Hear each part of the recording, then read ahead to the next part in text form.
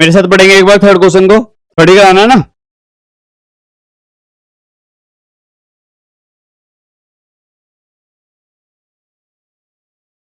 चलिए third question देखिए, कह रहा है suppose the length of a rectangle is 13 centimetre. Suppose the length of a rectangle is 13 centimetre, find the area if the breadth is 12 and 10 and 8, find the linear pattern represent the area of the rectangle। तो देखो rectangle की length तो confirmed है, कितनी? तो देखिए ध्यान से, तो ये रेक्टेंगल है, तो ध्यान से देखिए, इसमें आपकी लेंथ तो कंफर्म 13 है, यानी लेंथ तो आपकी 13 है, ठीक है। और ब्रेथ आपको एक नहीं दे रखी है, 1 2 3 दे रखी है, ठीक है। यानी अगर ब्रेथ एक होती तो एरिया एक आ जाता, हाँ या ना। पर ब्रेथ कितनी है सर? 3 है। तो आप एक काम करो, पहले ना इसको बना लो आप एक लीनियर पैटर्न। इसका कैसे बनाएंगे ध्यान से देखना। लेट द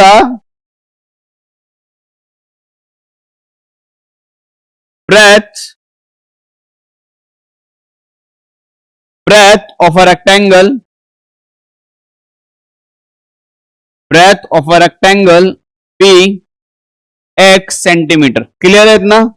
तो सर ब्रेथ आपकी आ गई x, है ना। ब्रेथ कितनी आ गई? x, और लेंथ आपको ऑलरेडी दे रखी है कितनी? 13। And we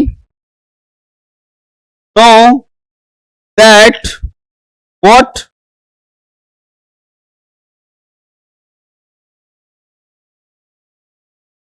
area of the rectangle equal to what? L into B. ध्यान से देखना प्लीज सर, L है 13, B है कितना? X। तो ये आपका बन गया एक लीनियर पैटर्न। क्या बन गया? एक, तो ये आपका बन गया मेरे भाई लीनियर पैटर्न कह लो या एक्सप्रेशन कह लो।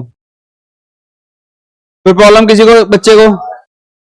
अब पहला क्वेश्चन सर, पहले क्वेश्चन में बोला था कि भैया जो इसमें बोला था कि जो ब्रेथ है ना वो x है। इसमें बोला था जो माफ कीजिएगा, जो ब्रेथ है ना वो 12 है। कितनी है सर? इसका मतलब x की वैल्यू 12 है। नहीं आई बात समझ में?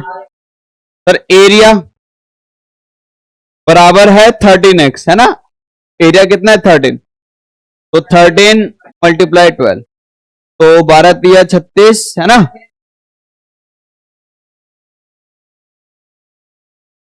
156 सेंटीमीटर।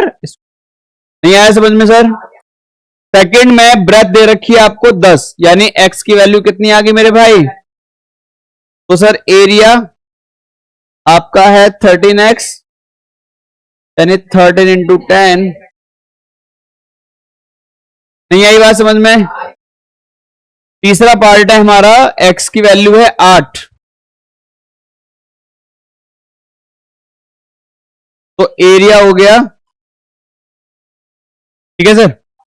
देखो मैं आपको बार बार कह रहा हूं, आंसर मत देखिए, पैटर्न पहचानिए, पैटर्न कैसे बन रहा है। जो ये बुक आपको सिखाना चाहती है ना, वो आपको रीजनेबल बनाना चाहती है। वो चाहती है कि आप सोचने पे मजबूर हो जाएं कि एक्चुअल हो कैसे रहा है ना। आपको एक्सप्रेशन बनाना आना चाहिए, ठीक है। तो इस पर ध्यान देंगे। चलिए नोट डाउन कर लेंगे प्लीज।